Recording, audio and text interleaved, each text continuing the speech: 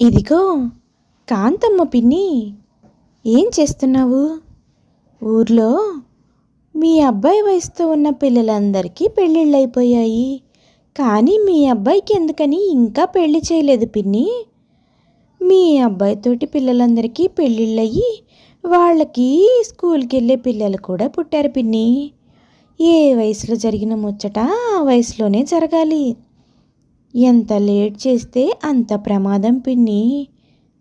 నా కొడుకు గురించి నువ్వేమనుకుంటున్నావే రూపా? నా కొడుక్కి తగ్గ అమ్మాయి దొరకాలంటే ఆ మాత్రం టైం పడుతుంది.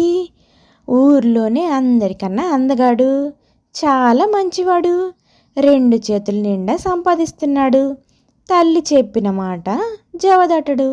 ఇలాంటి మంచి అబ్బాయి దొరకాలంటే ఆ అమ్మాయి ఎంతో అదృష్టం చేసుకొని ఉండాలి. అందుకే నా కొడుక్కి అలాంటి అమ్మాయిని చూస్తున్నాను. అందుకే పెళ్లి సంబంధాలు లేట్ అవుతున్నాయి, కానీ అమ్మాయిలు దొరక్క కాదమ్మా. నాకే అమ్మాయిలు నచ్చక పెళ్ళి లేట్ అవుతుంది. ఈ సంవత్సరం మంచి అమ్మాయిని చూసి ఖచ్చితంగా పెళ్లి చేస్తానులే. నువ్వేమీ నా కొడుకు పెళ్లి గురించి బాధపడనక్కర్లేదు. అది కాదు పిన్ని, రోజులు బాగోలేదు కదా ఈ మధ్యన. అసలే చెప్ప పెట్టకుండా ప్రేమ పెళ్ళిళ్ళు ఎక్కువైపోతున్నాయి. అలాగే ఏదో ఒక రోజు మీ అబ్బాయి కూడా ఎవరో ఒక అమ్మాయిని తీసుకుని వచ్చి, అమ్మ ఈవిడే నా భార్య అని చెప్తే అప్పుడు నువ్వేమీ చేయలేవు కదా. అందుకే ముందుగా నీకొక మాట చెప్పిపోదామని వచ్చాను పిన్ని. నా కొడుకు ఏమీ అట్టంటోడు కాదు లేవే. నాకు తెలియకుండా నా కొడుకు ఏ పని చేయడు. ఒకవేళ అట్లాంటిది ఏమన్నా ఉన్నా సరే నా కొడుకు ముందుగా నాకే చెప్తాడు. ఆ విషయంలో నువ్వేమీ దిగులు పడాల్సిన అవసరమే లేదు. నా కొడుకు నేను చెప్పిన మాట చెవదట్టడు. నేను చూపించిన అమ్మాయి మెడలోని కళ్ళు మూసుకొని మరీ తాళి కడతాడే. నువ్వేమీ దాని గురించి ఆలోచించకుండా ప్రశాంతంగా వెళ్ళి నీ ఇంట్లో పని చూసుకోవే అని వెటకారంగా చెప్తుంది కాంతమ్మ. అనికి రూప ఇలా సమాధానమిస్తుంది. సరే పిన్ని, చేతులు కాలిన తర్వాత ఆకులు పట్టుకుని ఏం ప్రయోజనం ఉంటుందిలే, మన కాంతమ్మ పిన్నే కదా అని సలహా ఇద్దామని వచ్చాను. సలహా కావాలంటే తీసుకో, లేకపోతే లేదు. కానీ నీ ఇంటికి ఎలాంటి కొడలు వస్తుందా అని మన వీధి మొత్తం ఎదురు చూస్తున్నారు పిన్ని. చూసుకో మరి. ఈ వీధిలోనే అందమైన గుణవతి అయిన కోడల్ని తీసుకొని రావాలి నువ్వు అని అలా చెప్పి రూప అక్కడి నుంచి వెళ్ళిపోతుంది. అక్కడి నుంచి వెళ్ళిపోయిన కొద్దిసేపటికి కాంతమ్మ ఎదురుగా కాంతమ్మ నమ్మలేని ఒక దృశ్యం కనిపిస్తుంది. అది చూసిన కాంతమ్మ ఒక్క నిమిషం భూమి కంపించినట్లుగా కదిలిపోతుంది. వెంటనే, ఒరేయ్ రమేష్, ఎంత పని చేశావురా! నీకోసం నేను ఎన్ని కలలు కన్నాన్రా! ఒక్కసారిగా నా గుండెలు బద్దలయ్యేలా చేశావు. ఎవర్రా ఇది? ఇదే నిన్ను మోసం చేసి దాని మెళ్ళో తాళి కట్టేలాగా చేసుకుని ఉంటుంది. నువ్వు అలాంటి వాడివి కాదు. నేను నిన్నలా పెంచలేదు. ఏమైందిరా? అసలు నీకేమైంది? ఎందుకు ఈ తల్లిని ఇంతలా మోసం చేశావు అంటుంది. నేను చెప్పేది ఒకసారి ప్రశాంతంగా వినమ్మా.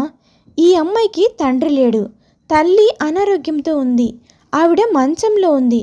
ఆవిడ చివరి కోరికగా ఈ అమ్మాయి మెడలో నేను అంత త్వరగా తాళి కట్టాల్సి వచ్చింది. అంతేకాని నీకు చెప్పకుండా చేయాలని కాదమ్మా, అంత సమయం లేకపోయింది. అంతేనమ్మా, ఈ అమ్మాయి కూడా చాలా మంచిది. ఈ అమ్మాయిని నేను ప్రేమించాను. మా అమ్మకి ఇష్టమైతేనే నేను పెళ్లి చేసుకుంటాను అని చెప్పింది. ఇలా వాళ్ళమ్మ అంగీకారంతో ఆ అమ్మాయి మెడలో తాళి కట్టానమ్మా. ఇందులో అమ్మాయి తప్పేమీ లేదు. మమ్మల్ని దీవించమ్మా. ఏంట్రా నిన్ను దీవించేది? నేను నీ పెళ్లి కోసం ఎన్నో కలలు కంటుంటే ఇలా ముక్కు మొహం తెలియని దాన్ని తీసుకొచ్చి కోడలు అనుకోమంటావా? పైగా మీ ఇద్దరిని దీవించమంటావా? అదెవరో తెలియదు, ఎక్కడి నుంచి వచ్చిందో తెలియదు. పెళ్ళంటే అటు 7 తరాలు ఇటు 7 తరాలు చూసి చేసుకోమంటారా? ఈ కాంతమ్మకొచ్చే కోడలు ఎంత అందంగా ఉంటుంది, ఎంత మంచిది, ఎంత డబ్బు తీసుకొని వస్తుంది అని మన వీధిలో జనమంతా ఎదురు చూస్తున్నారు. ఇప్పుడు వీధిలో వాళ్ళ ముందు నేను తలెత్తుకుని ఎలా తిరగలరా? నా బరువు అంతా తీసేసావు కదరా. అమ్మా, జనాలు అలానే మాట్లాడుకుంటూ ఉంటారు.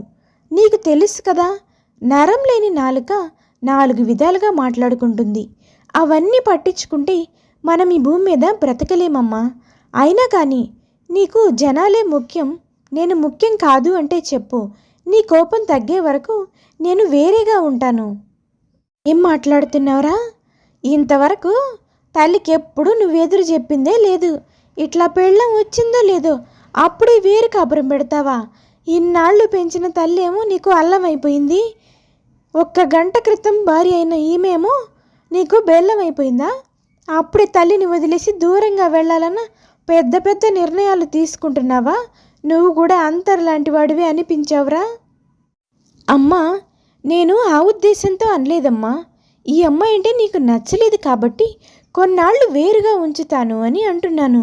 అంతేకాని నువ్వు మా ఇద్దరిని లోపలికి రానిస్తే నేనెందుకు ఇంటికి రాకుండా వెళ్ళిపోతానమ్మా. అలా కొడుకు మాట్లాడుతూ ఉంటే కాంతమ్మ ఇలా ఆలోచిస్తుంది. ఇప్పుడు వీడిని ఇంట్లోంచి బయటకు పంపిస్తే వాడికి పూర్తిగా దాని సొంతమైపోతాడు. ఇక తల్లి ఇల్లు అనే ధ్యాసే రాదు.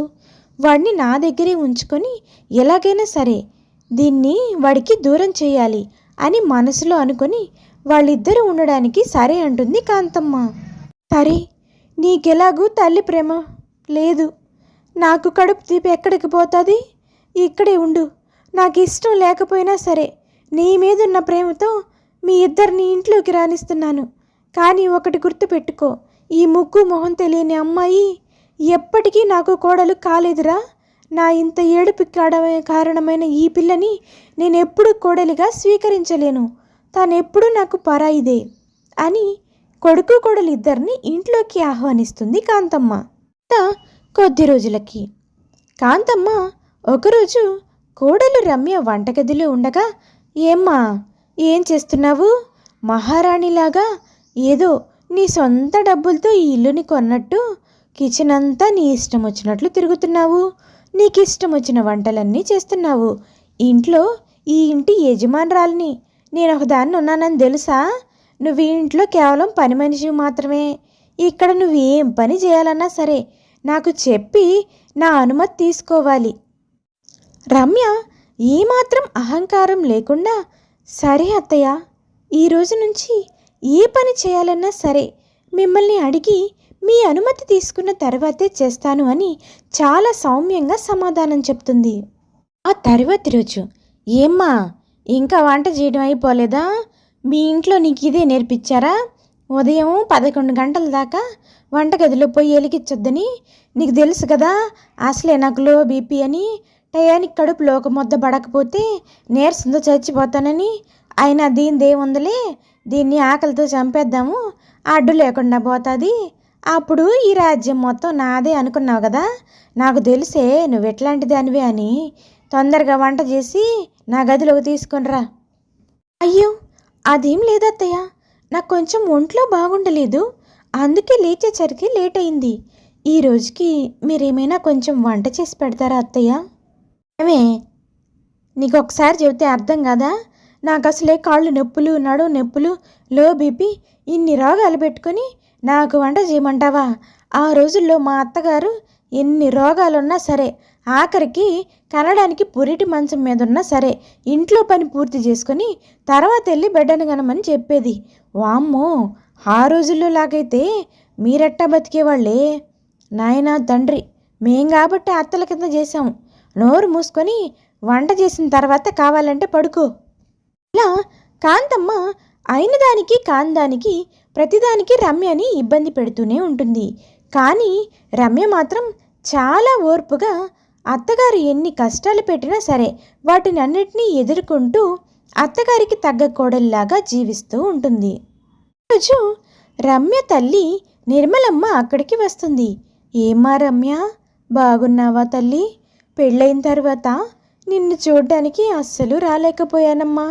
ఈ అనారోగ్యం కారణంగా ఈ మధ్యనే డాక్టర్ గారు మందులు బాగానే పనిచేస్తున్నాయమ్మా అని చెప్పడంతో నిన్నొకసారి చూసి వెళ్దామని వచ్చానే. ఇష్టం లేని పెళ్లి చేసుకున్నావు కదా, మీ అత్తగారు నిన్ను బాగానే చూసుకుంటున్నారా? కోడలిగా నిన్ను స్వీకరించారా తల్లి? అదేమీ లేదమ్మా, మా అత్తయ్య నన్ను చాలా ప్రేమగా చూసుకుంటున్నారు. నిజం చెప్పాలంటే నీకన్నా మా అత్తయ్యే నన్నింకా చాలా ఇష్టంగా చూసుకుంటున్నారమ్మా. ఇక్కడ నేను చాలా సంతోషంగా ఉన్నాను. నాకేదైనా చిన్న ఇబ్బంది వచ్చినా మా ఆయన ఉన్నారు కదమ్మా, ఆయన చూసుకుంటారులే. ఇబ్బంది ఏంటమ్మా? అబ్బాయి ఏమన్నా నిన్ను ఇబ్బంది పెడుతున్నాడా ఏంటి? కావాలని ఇష్టపడి పెళ్లి చేసుకున్నాడే కదే, ఏమైందమ్మా? అమ్మా, నేనేదో మాట వరుసకి చెప్పానమ్మా. అలాంటి ఇబ్బందులు ఏవి నాకు ఇక్కడ లేవు. నేను చాలా ప్రశాంతంగా ఉన్నాను, ఇంకా సంతోషంగా కూడా ఉన్నాను. నువ్వు బాగున్నావు కదా? సరే పద, లోపలికి వెళ్దాం. ఇంతలో అత్తగారు కాంతమ్మ అక్కడికి వస్తుంది. అత్తయ్య, మా అమ్మగారు పెళ్ళైన తర్వాత ఇంతవరకు మన ఇంటికి రాలేదు కదా, ఒక్కసారి నన్ను చూసి వెళ్దామని వచ్చారత్తయ్య. ఏమ్మా, నువ్వేనా ఆ మహాతల్లివి? చావు బతుకుల్లో మంచం మీద ఉన్నానని మా అబ్బాయిని బెదిరించి మీ అమ్మాయి మెడలో తాళి కట్టించిన తల్లివి. బాగానే ఉన్నావు కదమ్మా. అయినా నా కొడుక్కి అంత మోసం చేయాలని నీకు ఎలా అనిపించింది? కట్నం లేకుండా నీ పిల్ల పెళ్లి చేద్దామని అలా అనారోగ్యం నాటకం ఆడావు కదా. నిజం చెప్పు, నిన్ను చూస్తే అర్థమైపోతుందిలే. అయినా ఇంకా మా ఇంట్లో ఏం మిగిలిందనమ్మా? ఏం దోచుకెళ్ళాలని వచ్చావు? అత్తయ్య, తను మా అమ్మ. తనని అలా మాట్లాడకండి. తను కేవలం నేను ఎలా ఉన్నానో చూసి వెళ్ళడానికి మాత్రమే వచ్చింది. అయినా ఆయన నన్ను ఇష్టపడి కావాలని పెళ్లి చేసుకున్నారు. మా అమ్మ ఏమీ బలవంతం చేయలేదు అత్తయ్య. నాకు తెలుసులేవే, మీ నాటకాలన్నీ మా వాడిని వెర్రి వెధవని చేసి వాడికి 4 కన్నీటి మాటలు చెప్పుంటారు. దాంతో వాడు కరిగిపోయి మీరు చెప్పినట్టల్లా విన్నాడు.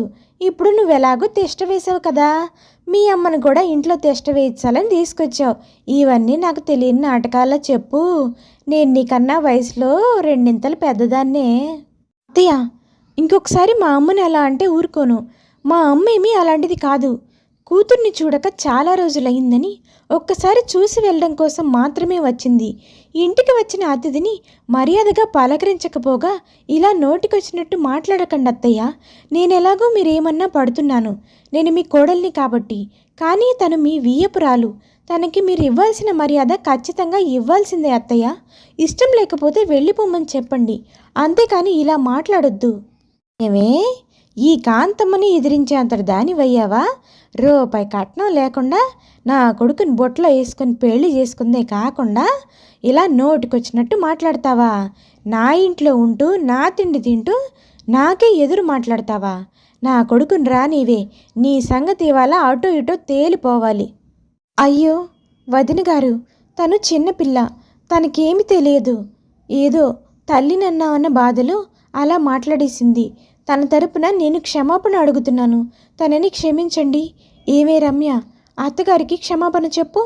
పెద్దలతో అలా మాట్లాడకూడదు. నేను నీకు నేర్పించిన సంస్కారం ఇంతేనా అని అంటుంది నిర్మలమ్మ. వెంటనే రమ్య, నన్ను క్షమించండి అత్తయ్య, నేను కావాలని అనలేదు. మా అమ్మని అంటున్నారన్న బాధలో ఏదో అలా అనేశాను. ఇంకెప్పుడూ మీకు ఎదురు చెప్పను. దయచేసి మా అమ్మని ఇంట్లోకి రానివ్వండి అత్తయ్య, ఒక్కరోజు ఉండి వెళ్ళిపోతుంది అని రమ్య కాంతమ్మని బ్రతిమలాడుతుంది. అది అలా కుక్కిన పెన్లాగా పడుండు. ఇంటికొచ్చిన వాళ్ళని వెనక్కి తిరిగి వెళ్ళిపోయేంత సంస్కారం నాకు లేదు. రమ్మని చెప్పు. నిన్ని రోజులు నీకు తిండి పెట్టిన దాన్ని ఒక్కరోజు మీ అమ్మకి తిండి పెట్టలేకుండా ఏం లేదులే. నా కొడుకు ఎలాగూ కష్టపడి రెక్కలు ముక్కలు చేసుకొని సంపాదించింది మొత్తం నీకే తగిలేస్తున్నాడు కదా, లోపలికి రమ్మని చెప్పు. అలా కాంతమ్మ రమ్యని ఇంకా రమ్య తల్లి నిర్మలమ్మని ఇంటిలోనికి రానిస్తుంది. తర్వాత నిర్మలమ్మ ఇంకా రమ్య కాంతమ్మ గదిలోకి వెళ్తారు. వదిన గారు, పెళ్ళైన తర్వాత మొదటిసారి మీ ఇంటికి వచ్చాను కదా, అందుకే మీ అందరి కోసం బట్టలు తీసుకుని వచ్చాను. ఇదిగోండి వదిన గారు, ఈ చీర తీసుకోండి అని కాంతమ్మ చీర ఇస్తుంది. ఏదో చిన్న కానుక వదిన గారు, ప్రేమతో ఇస్తున్నాను. కానుక విలువని కాకుండా ప్రేమని చూడండి వదిన గారు అని చెప్తుంది. కాంతమ్మ ఇలా అంటుంది, ఏంటి 1000 రూపాయల చీర? మా ఇంట్లో పని మనిషి కూడా 1000 రూపాయల చీర కట్టదు. నేను నా పాత చీరలన్నీ దానికి ఇస్తాను. కనీసం 10,000 లేనిదే నేను ఒక పట్టు చీర కూడా కొనుక్కోను. అయినా వియ్యంకుల ఇంటికి వచ్చేటప్పుడు ఇస్తున్న చిన్న కానుకలైనా సరే వాళ్ళకి నచ్చేలా ఉండేలా చూసుకోవాలి. నాకు ఈ చీరేమీ అవసరం లేదు, మీరే తీసుకుని వెళ్ళండి అంటుంది. వదిన గారు, ఏదో హడావిడిలో వచ్చేశాను. నేను వెళ్ళేటప్పుడు మీకు కావలసిన పట్టు చీర కొనిచ్చే వెళ్తాను. ప్రస్తుతానికి నా తృప్తి కోసం ఈ చీరని తీసుకోండి వదిన గారు అని నిర్మలమ్మ బలవంతం చేయడంతో, సరేలే, నువ్వింతగా బలవంతం చేస్తున్నావు కాబట్టి ఈసారికి ఈ చీర తీసుకుంటున్నాను. కానీ ఇంకోసారి నా కోసం ఏది తెచ్చినా సరే కాస్ట్లీగా ఉండేలాగా చూసుకో. అది సరే, నువ్వు ఊర్లో ఏదో పొలం అమ్మి కట్నం డబ్బులు ఇస్తావని చెప్పింది నీ కూతురు. మరిప్పుడు ఆ డబ్బు ఇవ్వడానికే వచ్చావా? ఏమీ లేదు వదిన గారు, పొలము 10 రోజుల్లో అమ్మేస్తాము. ఈలోపు మీ డబ్బు మీకు తీసుకొచ్చి ఇస్తాను. ఈలోపు ఒక్కసారి కలిసి వెళ్దామని వచ్చానంతే. కట్నం డబ్బులు ఇవ్వకుండా ఉండను వదిన గారు. నాకు మాత్రం ఇంకెవరున్నారు? నాకున్న ఇల్లు పొలం 2 రమ్యకే కదా. అందుకే పొలం అమ్మేసి మీకు కట్నం డబ్బులు ఇద్దామని వచ్చాను. ఆ పని మీదే పట్నం వచ్చి ఎక్కడో ఉండడం ఎందుకా అని ఇక్కడికి వచ్చాను వదిన గారు. సరేలే, సాయంత్రం బస్కి వెళ్తున్నావా, రేపు ఉదయం వెళ్తున్నావా? ఎందుకంటే ఇక్కడ మాకు ఏసీ లేనిది నిద్ర పట్టదు. నీకేమో ఏసీ అలవాట్లేదు కదా, అందుకని అడుగుతున్నానులే.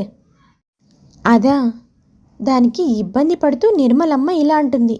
వదిన గారు, రాక రాక వచ్చాను కదా, ఈరోజు నా కూతురి చేత్తో భోజనం తిని ఉదయాన్నే ఫస్ట్ బస్కి వెళ్ళిపోతానులేండి. మళ్ళీ డబ్బు తీసుకునే వస్తాను అని నిర్మలమ్మ మొహమాటం లేకుండా చెప్తుంది. ఆ రోజు రాత్రి రమ్య ఒక్కతే వంటగదిలో నిలబడి ఇలా మాట్లాడుకుంటుంది. ఈమె జీవితమో నాది. కన్నతల్లి ఇంటికి వస్తే పట్టుమని 10 రోజులు ఇంట్లో ఉంచుకొని తన ఆరోగ్యాన్ని చూసుకునే జీవితం కూడా కాకపోయింది. ఎందుకు నాకు ఇలాంటి జీవితం వచ్చిందో అని తనలో తనే బాధపడుతూ ఉంటుంది. తరువాతి రోజు నిర్మలమ్మ ఊరికి వెళ్ళడానికి బయలుదేరుతుంది. అత్తయ్య, మా అమ్మ ఎలాగో ఊరికి వెళ్తుంది కదా, మా అమ్మతో పాటు వెళ్ళి 2 రోజులు మా అమ్మ దగ్గర ఉండొస్తాను అత్తయ్య అని అడుగుతుంది రమ్య. ఏంటే కొత్త కొత్త వేషాలు? నీకు తెలుసు కదా, నాకు కాళ్ళు నొప్పులు, నడుముల నొప్పులు, లో బీపీ. టయానికి ఒక ముద్ద పడకపోతే నేను మనిషినే కాదు. నేను అన్నం కన్నా ఎక్కువగా బిళ్ళలే మింగి బతుకుతున్నానని. మరి నువ్వు అలా వెళ్ళిపోతే ఇక్కడ పనులన్నీ ఎవరు చేస్తారే? ఎంత పనివాళ్ళున్నా ఇంట్లో పనులు చేయడానికే కదా నువ్వు ఉంది. అలా ఏం కుదరదులే కానీ మీ అమ్మని బస్టాండ్ వరకు వదిలేసిరా. దానికి రమ్యకి ఏం చెప్పాలో అర్థం కాక వస్తున్న దుఃఖాన్ని ఆపుకొని, సరే అత్తయ్య, మీరు వెళ్ళండి, అమ్మని నేను పంపించొస్తాను అని చెప్తుంది. దాంతో కాంతమ్మ లోపలికి వెళ్తుంది. అమ్మా, నేను ఆటో బుక్ చేశాను, ఆటో ఇక్కడికి వస్తుంది. నువ్వు ఇక్కడి నుంచి ఆటోలో బస్ స్టాండ్కి వెళ్ళి అక్కడే బస్సు ఎక్కి వెళ్ళిపోమ్మా. జాగ్రత్తగా వెళ్ళు. ఇంటికి వెళ్ళిన తర్వాత ఒకసారి ఫోన్ చెయ్యి. చూడమ్మా రమ్య, నేను నీకు ఒకటే చెప్తున్నాను, ఏ ఇంట్లోనైనా సరే అత్తలన్న తర్వాత ఇలాగే ఉంటారు. నువ్వే మీ అత్తని నెమ్మదిగా మార్చుకోవాలి. కానీ మీ అత్త మనసు చాలా మంచిగా ఉంది. మనం ఏదైనా సరే నిదానంగా అర్థమయ్యేటట్టు చెప్తే తను అర్థం చేసుకుంటుంది. అలాగని అత్తతో ఎప్పుడూ గొడవలు పడొద్దమ్మా. ఎందుకంటే ఇక నుంచి ఇదే నీ ఇల్లు, ఆవిడే మీ అమ్మ అని చెప్తుంది కాంతమ్మ. అమ్మా, నాకు ఇవన్నీ తెలుసులేవే. మా అత్తకి నాకన్నా నువ్వే ఎక్కువ తెలుసా ఏంటి? మా అత్త గురించి నాకు బాగా తెలుసు. తను పైకలా కటువుగా కనిపించినా తను మాత్రం వెన్నెలా ఈజీగా కరిగిపోతుంది. నువ్వు నా గురించి ఏమీ దిగులు పడకు. అక్కడ నువ్వు ఒంటరిగా ఉంటున్నావు, అక్కడ నువ్వు జాగ్రత్తగా ఉండమ్మా చాలు అని నిర్మలమ్మని ఊరు పంపించేస్తుంది. తర్వాత పక్కింటి రూప వస్తుంది. చూసావా రమ్య, మీ అత్త ఎంత గయ్యాళిదో. నేనొక మాట చెప్తాను విను. మీ అత్త మొదటి నుంచి ఇంతే. మీ అత్తలో మార్పు అనేది అస్సలకే రాదు. ఎంచక్కా మీ ఆయన్ని తీసుకొని వేరు కాపురం వెళ్ళిపోమ్మా. అప్పుడు ఒంటరిగా బతికితే మీ అత్తకి మనుషుల విలువ, బంధాల విలువ తెలుస్తుంది. లేకపోతే ఇలాగా రాక్షసిలాగా నిన్ను రాచి రంపాన పెడుతుందమ్మా. నీకేమంత వయసు అయిపోయిందని చెప్పు, ఇలా అత్త కింద కష్టాలు అనుభవించాలి? ఇంచక్క వేరు కాపురం పెట్టి హాయిగా జీవించమ్మా అని పక్కింటి రూప రమ్యకి సలహా ఇస్తుంది. చూడు రూపా వదిన, మా అత్తతో నేను కష్టాలు అనుభవిస్తున్నానని నేను నీకు చెప్పానా? మా అత్తయ్య నన్ను కష్టపెడుతుందని నేను ఎప్పుడైనా నీతో చెప్పానా? మరెందుకు అనవసరమైన సలహాలు ఇస్తున్నారు? నాకు మా అత్తతో ఎలాంటి ఇబ్బంది లేదు. ఆవిడ నన్ను కన్న కూతురులాగా చూసుకుంటుంది. కూతురు తప్పు చేసినప్పుడు తల్లి ఒక మాట అంటుంది కదా, అలాగే మా అత్తయ్య కూడా నేను తప్పు చేసినప్పుడు నా తప్పుని సరిదిద్దుతుంది. ఈరోజు నేనంటే ఇష్టం లేకపోవచ్చు, కానీ ఎప్పటికీ అలాగే ఉండదు కదా. ఆవిడ్ని వదిలేసి వెళ్ళిపోతే తల్లిని నేను వదిలేసి వెళ్ళిపోయినట్లే. ఇంకెప్పుడు నాకు ఇలాంటి సలహాలు ఇవ్వకండి. బాగానే ఉందమ్మా, మీరు బాగానే ఉన్నారు. మధ్యలో ఏదో పాపం నువ్వు కష్టపడుతున్నామని సలహా ఇచ్చినందుకు నాకే నిధులు చెప్తున్నావు. ఈరోజు నేను చెప్పింది నీకేమీ అర్థం కాదు. మీ అత్త విశ్వరూపం చూపించినప్పుడు నీకే అర్థమవుతుంది. సరేలే వదినా, మీరు వెళ్ళండి. ఈ మాటలన్నీ మా అత్తయ్య విన్నారంటే బాధపడతారు. ఇంకెప్పుడు నాకు ఇలాంటి ఉచిత సలహాలు ఇవ్వద్దు అని రూపకి చాలా స్ట్రాంగ్గా వార్నింగ్ ఇస్తుంది రమ్య. అత్తగారు ఇదంతా విని బయటకు వచ్చి ఏడుస్తూ ఉంటుంది. అత్తయ్య, ఏమైంది మీకు? ఎందుకు అలా ఏడుస్తున్నారు? మిమ్మల్ని ఎప్పుడు నేను ఇలా చూడలేదు. ఏమైందో చెప్పండి అత్తయ్య. క్షమించవే, నా గురించి నువ్వు ఇంత మంచిగా ఆలోచిస్తున్నావని తెలియక నేను చాలా చిత్రహింసలు పెట్టాను. కట్నం లేకుండా వచ్చావని నిన్ను నేను అస్సలు నచ్చని కోడల్లాగా భావించాను. కానీ నువ్వు నన్ను నలుగురిలో చాలా తలెత్తుకునేలాగా చేశావు. నువ్వు ఇలాంటి దానివని తెలియక ఇన్నాళ్ళు నేను చాలా ఇబ్బంది పెట్టాను. నన్ను క్షమించవే అని అడుగుతుంది. ఆ రోజు నుంచి అత్త కోడళ్ళిద్దరూ ఒకరి మనసు ఒకరు ఎరిగి ఇద్దరు కలిసిమెలిసి జీవిస్తూ ఉంటారు. ఇది ఇవాల్టి కథ. ఈ కథ గనక మీకు నచ్చితే please like, share and subscribe చేసుకోండి.